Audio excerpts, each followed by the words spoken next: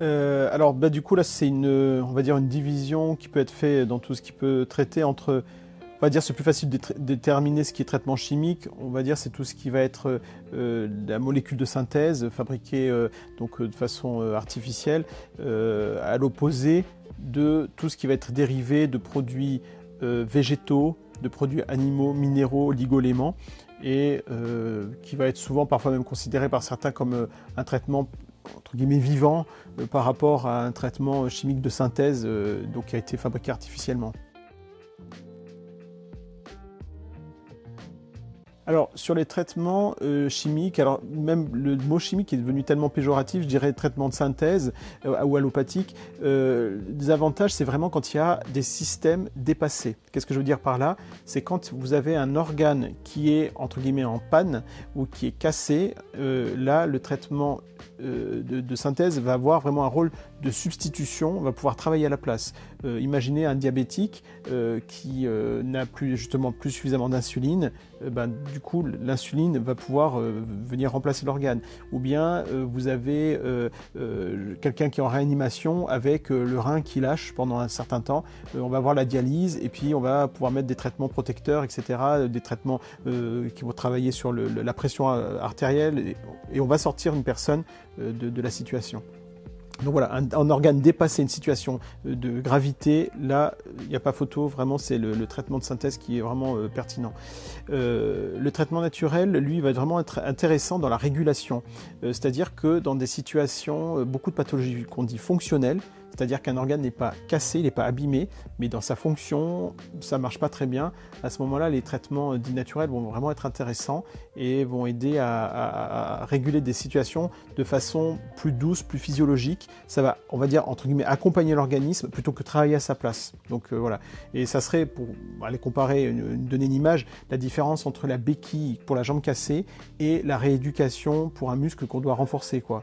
Et donc voilà, d'un côté, on remplace la jambe, de l'autre côté, on aide la jambe à retrouver sa fonction. Voilà. Alors, du coup, un inconvénient sur les traitements synthétiques, enfin chimiques synthétiques, c'est justement ce qui fait leur efficacité, fait aussi leurs défauts, c'est-à-dire des effets indésirables qui peuvent être forts, graves, importants, et notamment dans les maladies qu'on dit nosocomiales, donc les maladies qu'on a attrapées dans le contexte d'un traitement. On estime qu'il y a entre 3000 et 5000 morts par an. Ça représente 6 à 7% comment dire, des personnes hospitalisées vont présenter des problématiques dites nosocomiales. Donc ce sont des chiffres vraiment importants de personnes qui vont présenter des effets indésirables plus ou moins graves parce que les traitements ont été mal indiqués ou bien sur un organisme fragile. C'est particulièrement le cas des personnes âgées et des enfants, en fait, où là, effectivement, il peut y avoir, entre guillemets, de la casse assez importante. Et sur les traitements naturels, je dirais, alors, c'est pas tant un inconvénient, mais c'est une précaution, c'est-à-dire que le terme naturel, pour moi, c'est un terme piégé. C'est pas parce que c'est naturel que c'est forcément bon. C'est pas parce que c'est naturel que c'est une bonne indication. Et on peut vraiment faire de la casse avec des médecines naturelles. Et alors, pour cet exemple, beaucoup de médecins, nous, on connaît ça.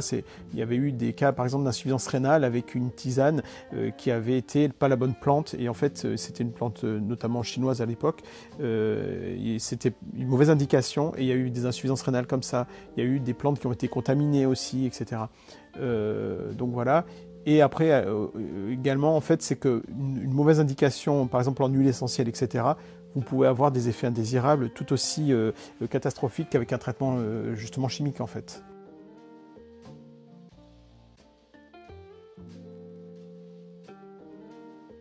Euh, pour moi, en fait, c'est simplement de se trouver face à quelqu'un qui sait manier les outils et de pouvoir les utiliser à bon escient.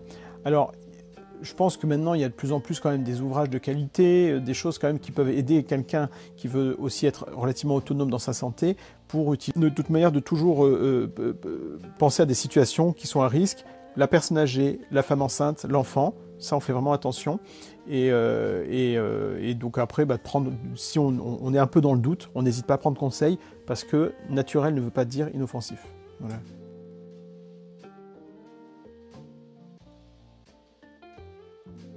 Ben, ça, c'est ce que je dis souvent, c'est que pour moi, tout ça, c'est une boîte à outils. C'est utiliser le bon outil au bon endroit. Les deux peuvent travailler ensemble et en fait travailler sur le fond, sur un terrain, sur une remise en forme d'un organisme, pour moi c'est la base. Et notamment, je veux dire, on a beau avoir de plus en plus d'antihypertenseurs, d'antidiabétiques, etc. On a plus en plus de personnes hypertendues et de personnes diabétiques. Donc là, avec des traitements même très bons, on est quand même en train, entre guillemets, d'essayer de vider un bateau qui est percé.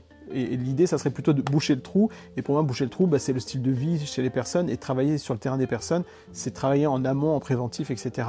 Là, vraiment, les traitements naturels ont toute leur place.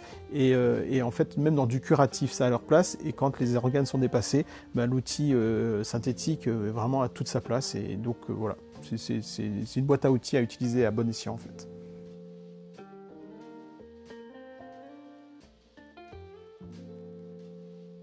Alors, ouais, juste, ça va, pour la question, ça serait plus des exemples de choses pertinentes de la place, tu vois, de traitements chimiques, enfin de traitements ouais, chimiques et puis de traitements naturels où l'un et l'autre ont vraiment fait leur preuve, quoi. De la place. Enfin, une place pertinente de l'un ou de l'autre, quoi. Ouais, la place pertinente de l'un et l'autre. Ok.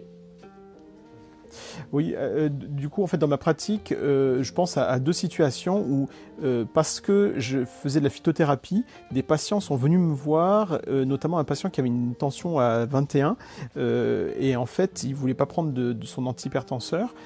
C'était une poussée vraiment aiguë qu'il avait, et donc il est venu, et donc parce que je faisais de la phytothérapie, il était en confiance, et j'ai pu justement à ce moment-là lui proposer l'antihypertenseur chimique, en fait synthétique, et parce qu'il était vraiment en situation de danger. Pareil pour une patiente qui avait une hypothyroïdie profonde et qui ne voulait pas prendre de substitution, mais là c'était une vraie indication, il fallait. Et donc bah, du coup j'ai pu rattraper la sauce entre guillemets parce qu'elle a eu confiance en moi. Enfin voilà. Donc des situations où là le traitement naturel n'était pas suffisant. Et puis au contraire, par exemple, il y a beaucoup de situations dans des maladies, par exemple dans des femmes qui font des cystites à répétition ou des enfants qui font des infections ORL à répétition, où là, ils ont beau prendre des antibiotiques sur antibiotiques sur antibiotiques, c'est toute une phase de vie en fait, dans laquelle il faut travailler sur plusieurs choses pour que les choses rentrent dans l'ordre. Et là, en fait, avec justement la phytothérapie, l'aromathérapie, on peut vraiment sortir de situations complexes qui durent avec des traitements justement naturels, alors qu'avec les traitements antibiotiques, on n'arrivait pas, quoi.